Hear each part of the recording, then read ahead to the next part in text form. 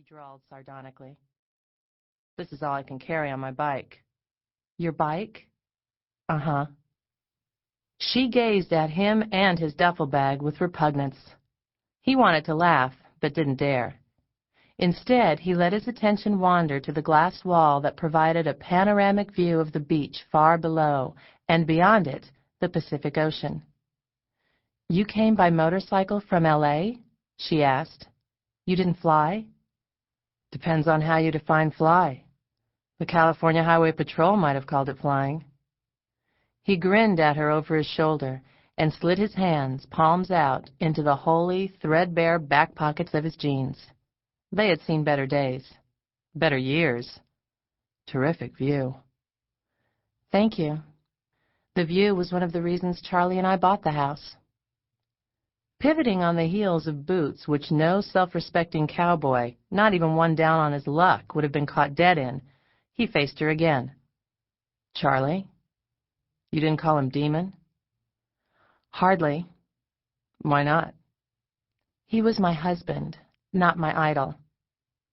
His expressive hazel eyes, bridged by sleek black eyebrows whose arches were pointed at the apexes, focused on her. Most people thought that Ryland North's incisive stare was a trick of camera angles and expert lighting, possibly a device the actor used to convey his vast range of emotions.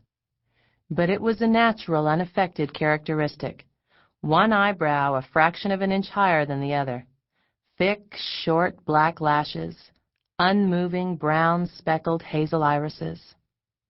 Ryland didn't deliberately subject her to that unsettling stare. He was only trying to gauge if there was a hidden meaning behind Mrs. Rumm's words.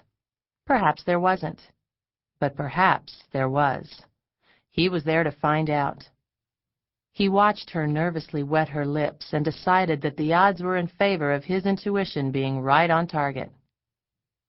If you'll get your bag, she said in a breathy voice, I'll show you to your room. I like this room. He wasn't ready to be shuttled off into the back room like a disobedient child. He wanted to look at her some more. I'm working in here, Mr. North, and you're a distraction. Oh, really? He learned something then. She didn't like being teased. Her lips formed a pucker of disapproval. How far could he push before she lost the rigid control she imposed on herself? He was itching to know. But now wasn't the time to test it. Not when he'd just arrived.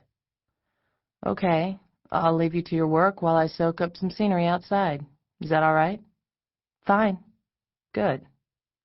He raised one foot, pulled off his boot and sock, and dropped them onto the floor. Then he did the same with the other foot. He took hold of the hem of his black T-shirt and peeled it over his head, ignoring her gasp of outraged surprise. His shirt joined the heap of foot apparel on the floor.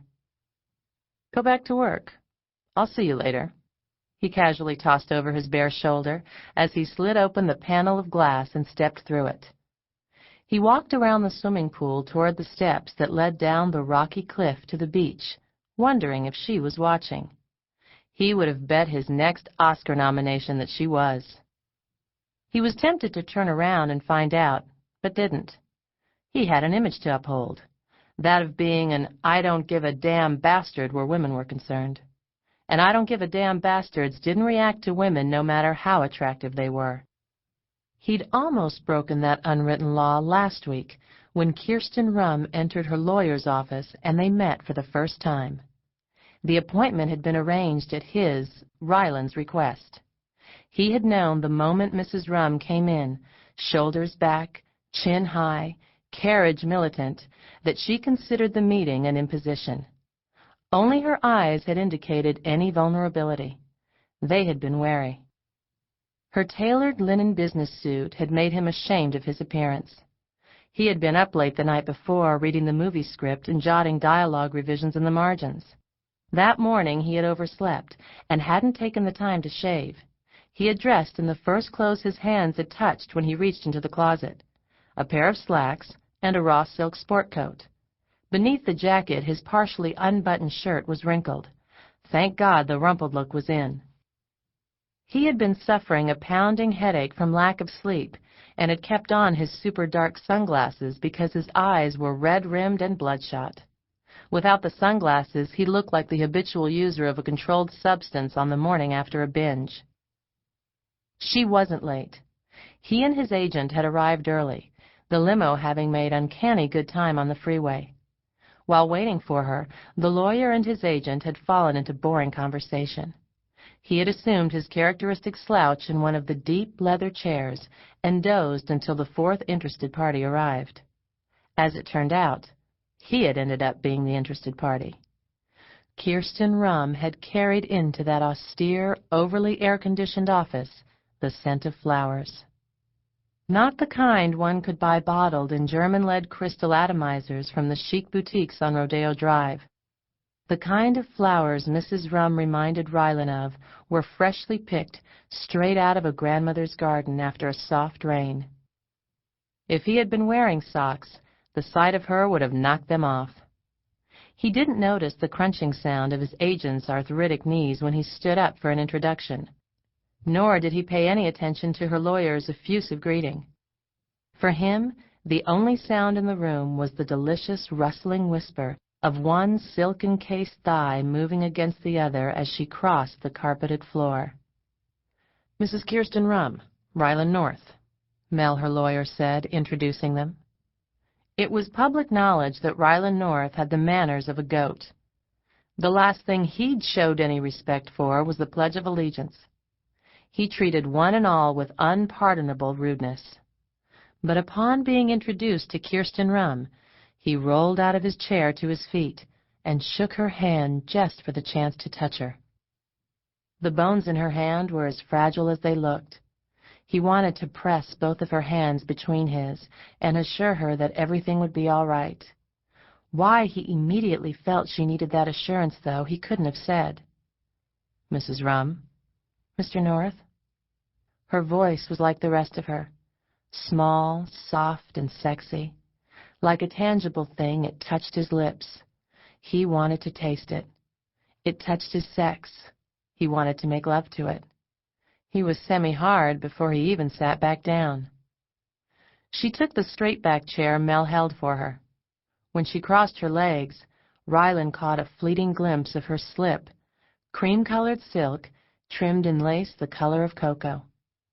He was glad he had kept on his sunglasses so that he could stare, without anybody knowing, at the deliciously forbidden spot where one shapely knee was bent over the other. She had beautiful calves and slender ankles. The top half of her suit was wraparound? Was that the fashion term? Anyway, it folded across her breasts. When she leaned forward slightly, the material gapped enough for him to see the bra that matched the slip, the curve of a breast, and lustrous skin that was tanned but didn't have that baked, leathery look of so many women who worship the Southern California sun. Her strand of pearls dipped into her bodice and lay in the shallow valley between her breasts. He became entranced by the rolling movement of those pearls across her tan line. She looked as helpless as an ice cream cone in a steam bath, but she wasn't. "Why am I here?" she asked bluntly, coming straight to the point after only a few banal pleasantries had been exchanged. "I asked to see you," Rylan replied. She seemed reluctant to look at him, which was odd. He was accustomed to women staring at him with awestruck speechlessness. "I know that, but why, Mr. North?" "I want to come live with you." For several moments she only stared at him blankly. Finally she looked at her lawyer and demanded, "What is this all about, Mel?" "Exactly what Mr. North said. He wants to move into the house with you for a while." His agent jumped in. "Rylan feels that it's essential for him to occupy the same rooms that Demon Rumm did, that he absorb Mr. Rumm's private lifestyle, experience it on a daily basis." She looked everywhere but at Rylan. He was tempted to remove his sunglasses since she found looking at him so disconcerting. "Essential to what?" she asked after a brief silence. "My characterization of your late husband," he answered. The request. To keep listening to this audiobook, I've left you a link in the description so you can do it, at no cost thanks to Audible's 30-day free trial.